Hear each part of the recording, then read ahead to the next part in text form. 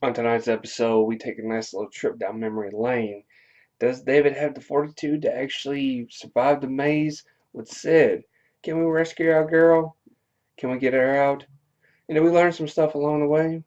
Find out here on Nephilim Entertainment.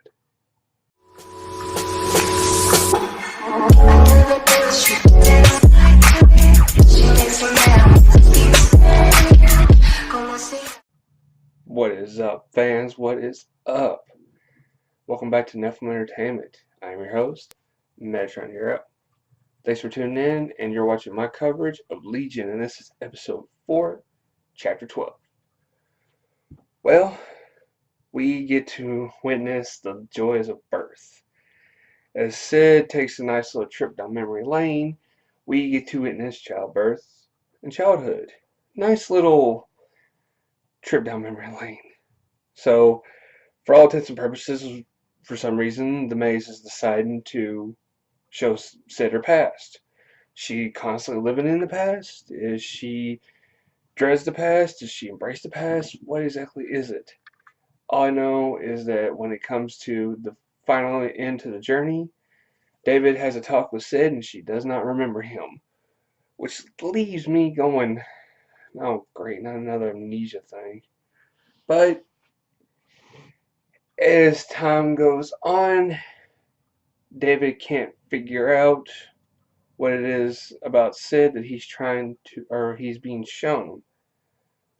So they go back through the process again, and again, and again. But the montage is not as dull because they liven it up each time, giving you a nice little upscale of it. You know, more in depth, sometimes a little bit more in detail. But we learn some different things about her. Like we learn about how she kissed a boy, ended up switching places with the boy, and then using the boy to beat up the girls that was bullying her. It's an interesting fact about Syd that we didn't know.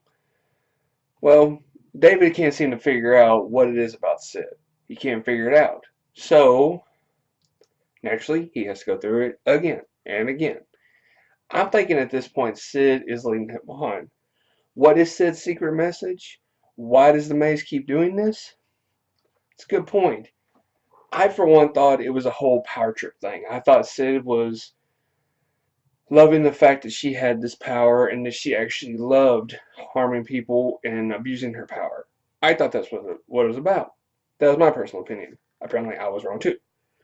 Well, back in the real world, Kerri and Cary are free from the catalyst. Clark, who happens to walk by on his way to the bathroom, explains to them with the monk dead, after jumping off the roof, everybody's free from the catalyst. So everyone should be back to normal, right? But for some reason, Syd and David aren't. So they're awake, but not. Why? Well, come to find out that they're not trapped in the maze. They are trapped within Syd, and she's actually got him trapped herself. I wouldn't say trapped. She keeps showing David over and over again her past, and he is going along with it. I think in some way, he probably figures this out. I mean, David's not as dumb as he looks. I mean, he's a pretty smart guy, so he figures out Syd has David trapped.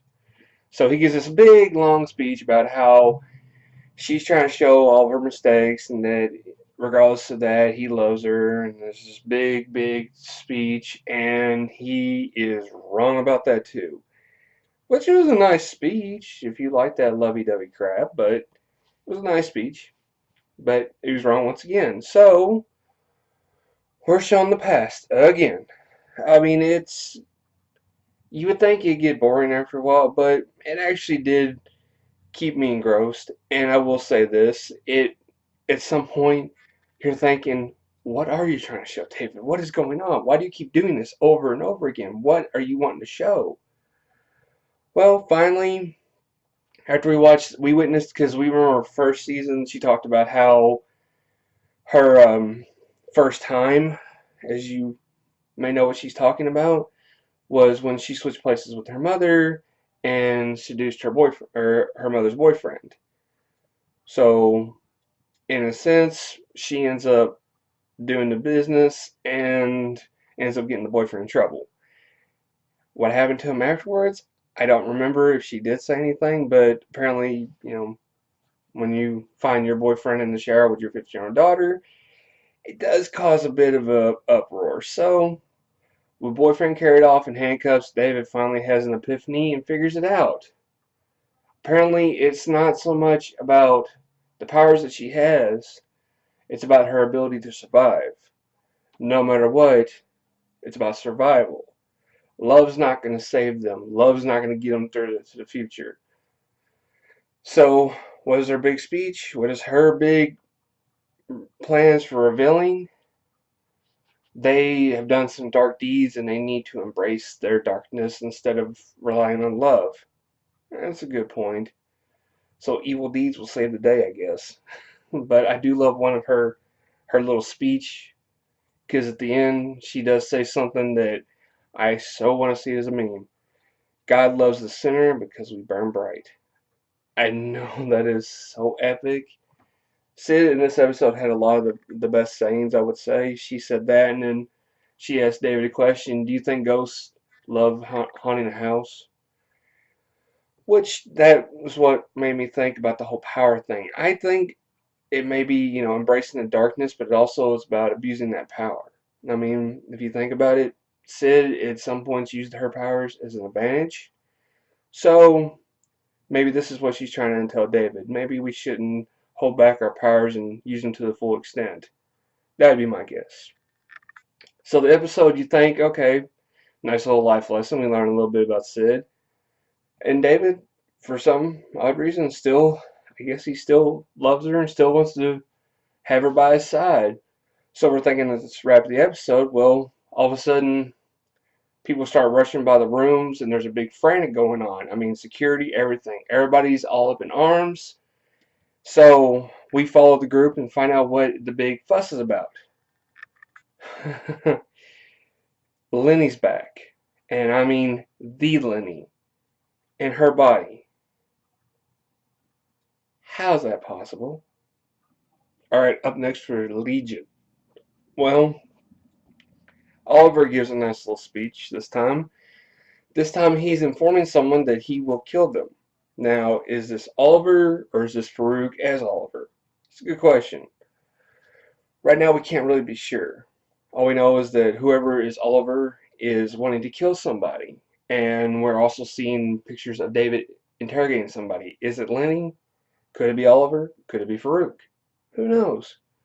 All we know is that Lenni is back, but how is it possible? I mean, how can Lenni have back her body? I know Farouk claims that he's a god, but bringing a dead body back to life, that seems like a little bit out of his reach. But is this possibly a trick of Farouk? I mean, he has been pulling some shady stuff in the past. I mean, is there some possible way he could have transferred Lenni to another body or somehow found a way to build her a new one? I mean, can we really honestly say what it possibly is? Who knows? But it's going to be a wrap for me. Be sure to leave me a thumbs up down below. Post a comment being on friendly. Let's discuss this episode. And stay tuned to the end of the video and subscribe for more content. But my question for y'all is, did you figure out Syd's little game at the start, or did it take you a while? I'm not going to be too prideful, and I will admit, I didn't figure it out at all. I thought it was one thing, kind of found out it was another. But in my defense, she was sort of giving us a vague description, so naturally, it's not fair, but I digress. But the point of it is, did y'all figure it out yourself? Let me know down here and up here. But I'm Metro and you're watching Netflix Entertainment. To all you daydreamers and creators out there, keep your heads in the clouds. Peace.